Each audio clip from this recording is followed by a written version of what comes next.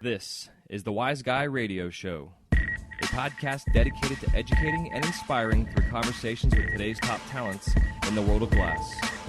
We will be dissecting their journeys in hopes to deliver actionable content that you, the artist, can start implementing now, helping you grow not only as a creative spirit, but also a successful artistic entrepreneur.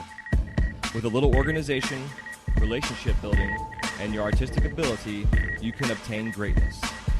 Climb aboard, whether an artist, retail owner, or enthusiast. We have a ton of fun in store for you. Welcome to the Wise Guy Radio Show. You're listening to the Wise Guy Radio Show.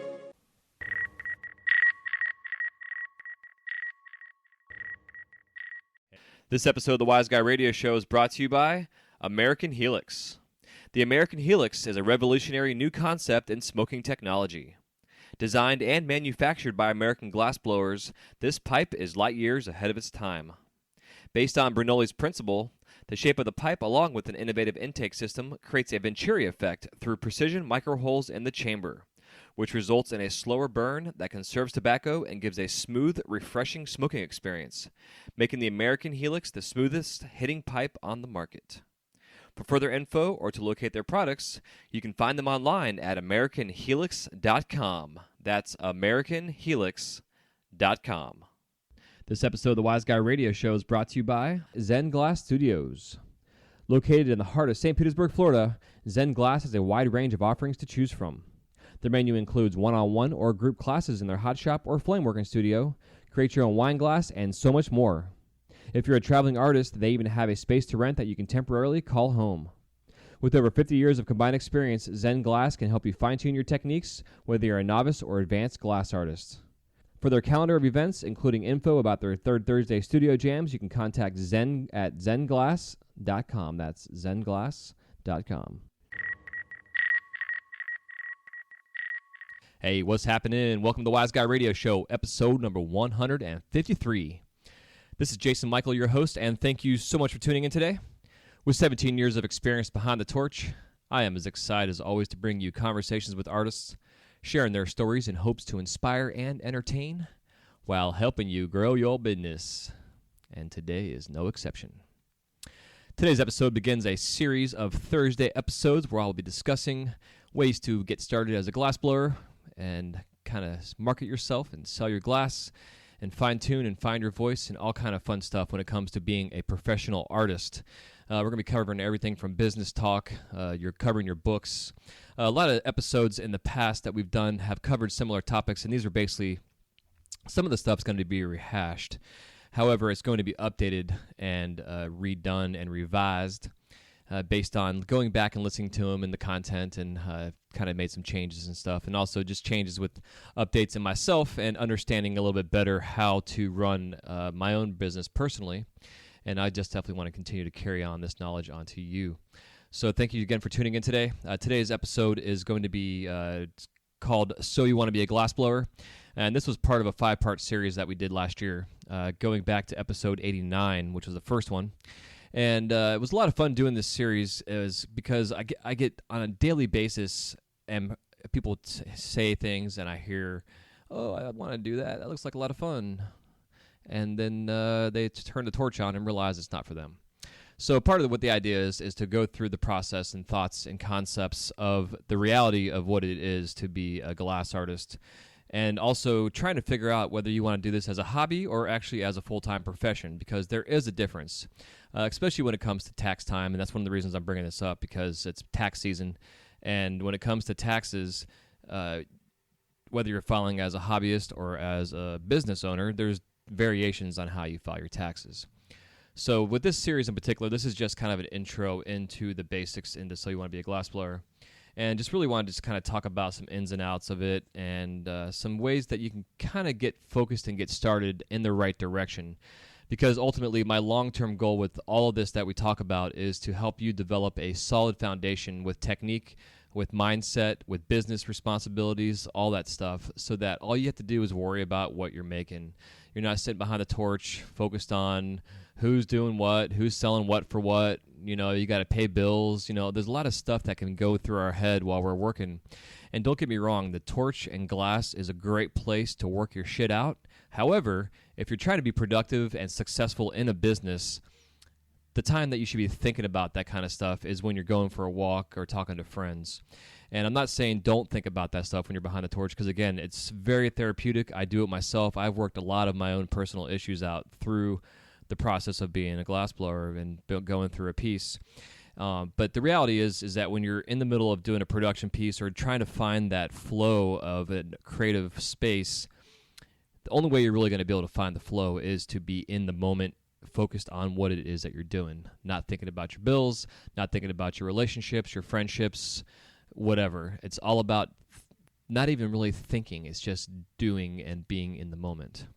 That's kind of where the idea is. So, kind of go from there. And wanted to make sure you don't forget that right now, for the month of April, our sponsors, Mountain Glass, who helps keep the show going, has their April sale right now. You can get shot, rod, and tube for 35% off. Just put in the code SHOT, that's SCHOTT, at checkout.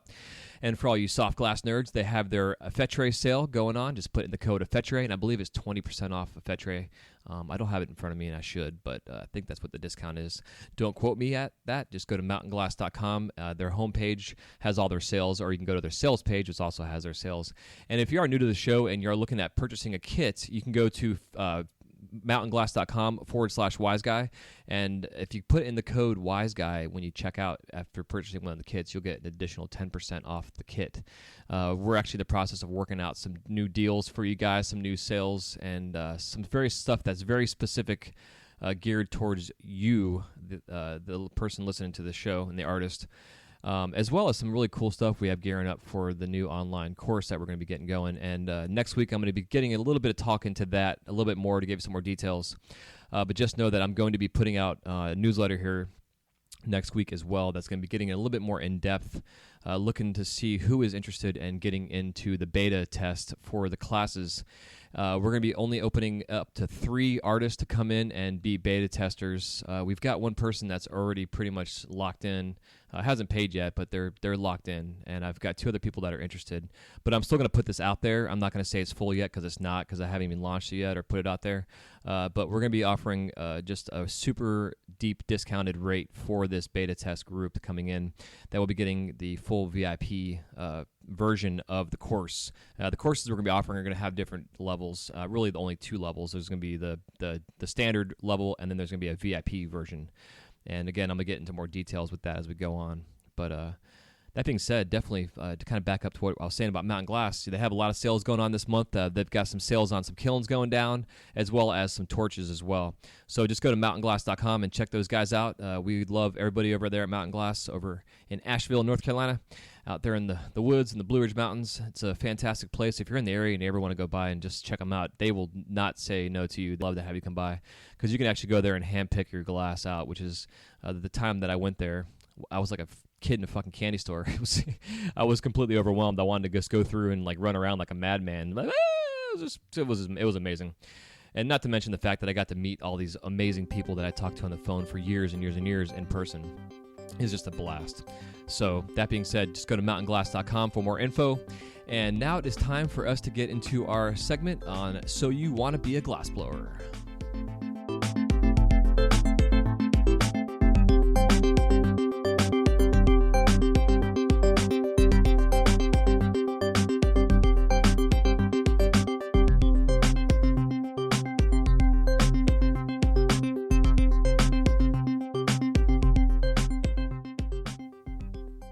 So you want to be a glassblower. This is something I've heard over and over for years from many folks. The biggest question is, how does one get started? With the ever-growing popularity of this genre of art, many schools have begun to pick up and teach classes in the area of glassblowing. Whether it's in the furnace or a torch or both, there are several schools that specifically cater to the glass artist and have programs for the glass artist, such as Penland, Salem, and Pilchuck, to name a few. With that being said, 99% of those that want to be a glassblower, or even try it, don't necessarily want to go to a school. So here's what I recommend. For starters, do some research. Google terms like glass art, glass blowing, or flame work, and you'll find many videos and websites pertaining to this topic. The only problem is the majority of the sites only really talk about or show you videos of techniques. My goal with this episode is to talk and begin the discussion about how to get started by sharing why you need to make sure you have a good foundation regarding technique, as well as the proper equipment setup, and whether or not you should seek an apprenticeship or not, and just keep it simple as a hobby. But first, here's a public service announcement from our favorite humble pirate, the Goblin King, aka Chris Dickey. How's it going? This is Goblin King Glass, and I wanted to share something with you because I came into this industry with rose-tinted glasses, and I didn't really know what to expect or what the reality of the industry that we share is. And in 2014, I wrote a blip on Facebook that got a lot of attention and a lot of support, and it's really just my realization, and I wanted to share that with you. So here we go. Here's a solid piece of advice. It's free from me to you. Blowing glass. It's not for everyone. Sure, anyone can sit down, they can try and blow glass, but I want you to ask yourself a few questions before you decide this for your life. How well do you handle rejection? Do you like the same thing over and over and over again? How much do you like money? Can you afford to live with little or no money for years at a time while you learn? Are you persistent or are you easily discouraged? Do you have friends, family to support you for those nights without heat or food? How strong is your constitution? And is this just to be flamous? Because I can tell you for a fact, even when you make solid production work, you'll have a hard time selling it. To learn this takes years and years of repetition. And you can say goodbye to loot until you learn to communicate fluently with this medium. And that could take, 8-10 years. If you don't have a nest egg or a rich mom and dad, acquiring all the tools and required materials is an extensive job on its own. You're not going to do this the first time, the first day, or the first try. So persistence is key. You got to keep at it. I can say if it weren't for my friends and family, I know for a fact I wouldn't be this far. I've had a lot of help along the way. And you need to say that I'm going to do this. And fucking mean it wholeheartedly with every fiber of your being, because if your constitution is weak, you're going to quit and you'll waste everything that we've already listed. And the leaders of this community, they weren't here so they could be famous or get on some dude's nuts to get on TV. They were here to express themselves through flame and art and sand, and it's, that's the beauty of it. If you're cool being poor for a while and doing nothing but melting glass, eating mac and cheese and eggs every day with no guarantee of success, then maybe this is the life for you.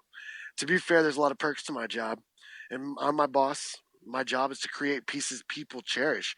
And there's no applications or drug tests or alarm clocks. You can be who you're free to be, Next time you feel like someone's price or value of their work is too high, do me a favor, lay on your side and shove that opinion up your ass. Oh, if you choose to ride the fire with us, I hope we melt together one day. Thanks, Chris. Determining whether this medium is something that you will want to pursue as a hobby or a potential full-time career won't be possible until you get your hands dirty first. There are many studios that can help you with this experience, whether it's a group activity or individual lesson. Look in your area for open studio nights where a lampworking studio or hot shop offers an experience. This is an ideal way to see if working with hot molten glass is for you.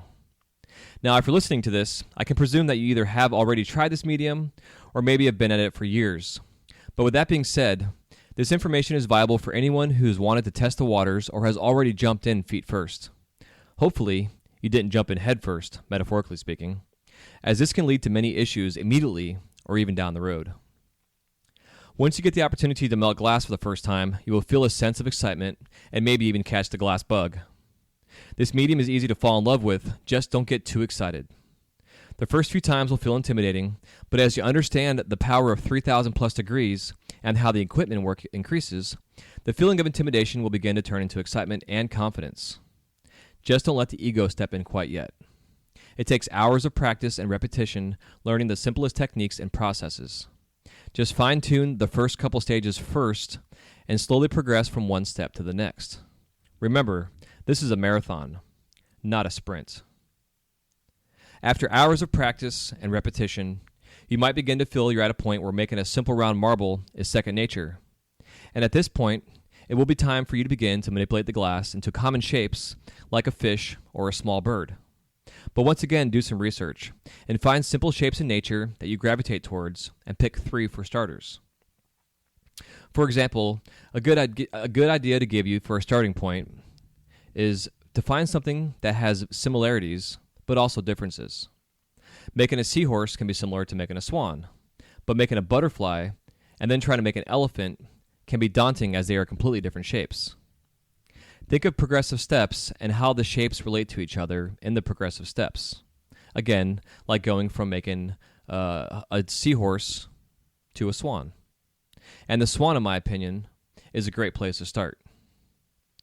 When it also comes to getting set up, it isn't the best thing to do just to go out and spend $5,000 on the highest end torch and equipment. I recommend starting very, very simple. There's a national hand torch you can get that's got removable and exchangeable tips on there for different flame sizes. There's always a Red Max burner. There's a bunch of different variations of cheaper, more affordable torches to get you started. And again, these are baby steps. Think about riding a bike with training wheels, and right now you're at that training wheel phase, and you want to make sure you're going through the process of just learning the function and the technique of the glass itself, learning your equipment, learning the medium, all that stuff. It is so easy to want to just rush and just jump into the next biggest thing that's out there in the world of glass, the next trend, the new hot thing, whatever it might be.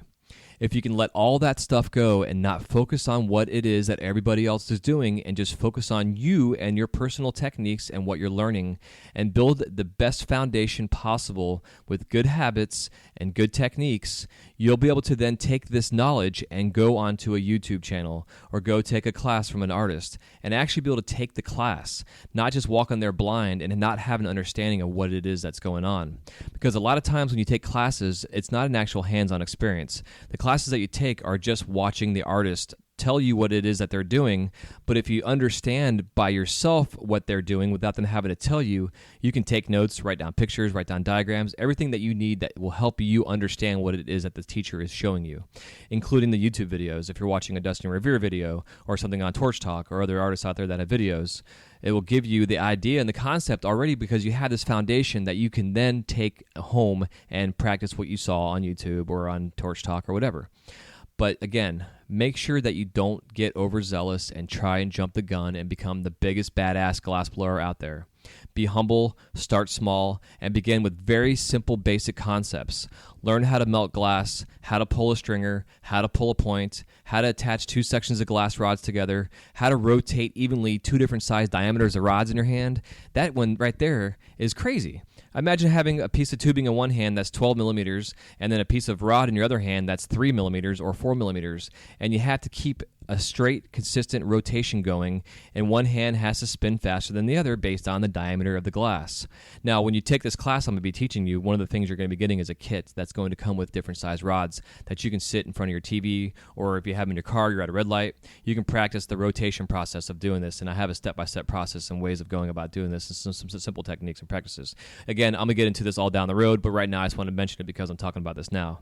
But again, it's so important that you have a foundation. If you've been doing glass for 10, 15, 20 years and you have been struggling at technique and struggling with things cracking and welds looking shit, no matter how long you've been doing this, if that foundation that you originally got, even if it's from yourself, from learning and being self-taught, and again, a lot of us that did this, that are self-taught, it took us 10 years at least to understand and get this foundation. For those of you out there that are lucky enough and fortunate enough to be able to get a class under your belt or to do an apprenticeship and learn and get all the shit that the artist that is teaching you went through out of the way and bypass all those struggles and just get the very basic, simple stuff that they can teach you, it is going to make a world of difference. It's going to save you years and years and years.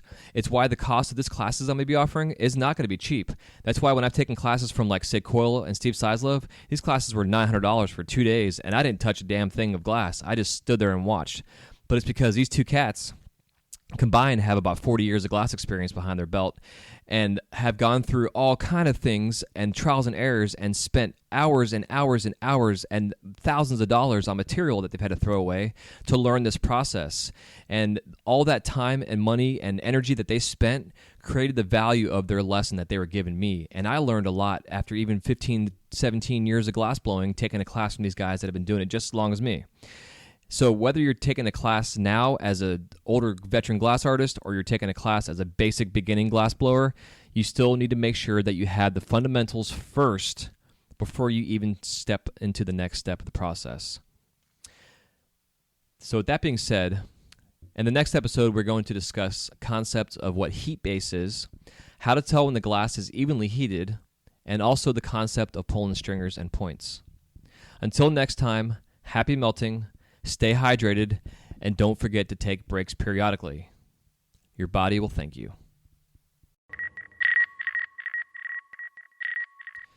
All right, I hope you guys enjoyed this first segment of So You Want to Be a Glassblower and an upcoming series we're going to be doing here over the next 12 weeks, where I'm going to help you fine-tune your business, fine-tune your techniques, and fine-tune your mind as we learn about mindset, we learn about focus, how to get in the flow, how to get your studio set up properly so it functions and is healthy for you and your family around you and your friends, and just to become the biggest, baddest glassblower you can possibly be.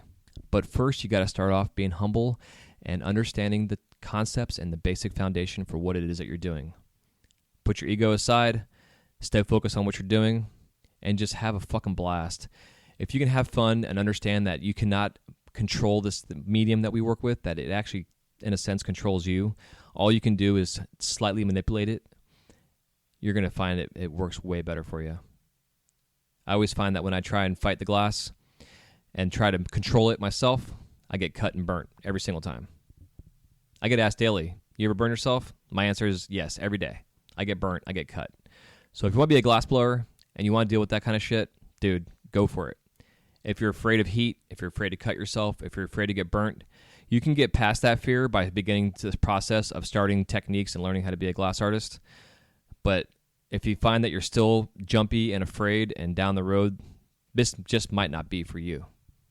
Something to think about. Again, why recommend going and taking a class? Do a group function, go to a local hot shop, all kind of stuff. And in future episodes, we're going to be talking about that. Why you should go take a hot shop class, or why you should go take a class if you're an advanced glassblower, or why you should still do continuing education. There's so many new colors, there's so many new things out there that we can use in our glass that a lot of us have to learn on our own, and it's going to save you so much time and headache and money if you can just go take a class from somebody that has already gone through that anger and that frustration and those road bumps and had shit break, had opals crack, had dichro burn out, had stringers break, had black check on them on every piece that they made. Fucking black.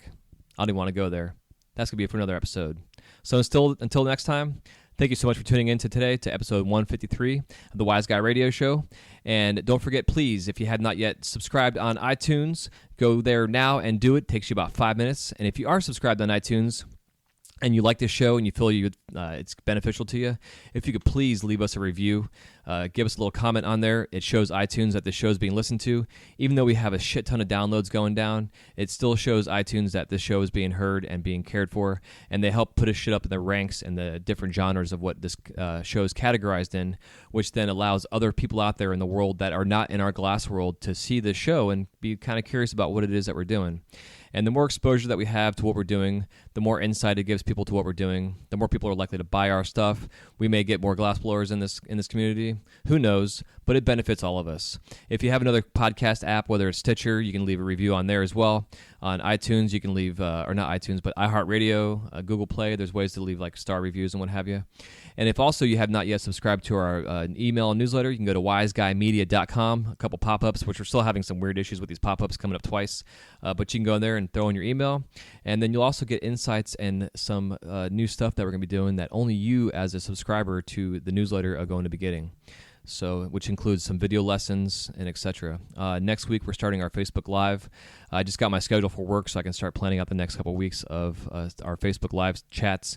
And next week, we're going to be discussing this concept of So You Want to Be a Glassblower and getting started, and some basic fundamental techniques. We're going to be covering pulling stringers, pulling points, and some basic things like attaching rods together. Some really fundamental, simple concepts when it comes to learning how to be a glass artist and understanding your medium. Because when you can understand the medium, you can then understand your heat base, and then you can manipulate your glass and make whatever the hell you want to make. Make your dreams come true. Let's do this together. I love you. Thank you again for tuning in, and we'll talk to you next time on the Wise Guy Radio Show. Take it easy. Peace. This episode of the Wise Guy Radio Show is brought to you by Glassroots Art Show. Now entering its 9th year, Glassroots is designed for artists and distributors who wish to do wholesale business with shops and galleries. Located at the Monona Terrace Convention Center on beautiful Lake Monona in downtown Madison, Wisconsin, The art show features at least 25 glassworkers demonstrating and creating pieces for public viewing, live and silent auctions, raffles, and approximately 40 booths consisting of raw material supplies, functional and non-functional art, and glass charitable organizations. This year, in 2017, Glassroots will be held October 9th through the 11th, and for any more information, just go to glassrootsartshow.com. That's glassrootsartshow.com. This episode is also brought to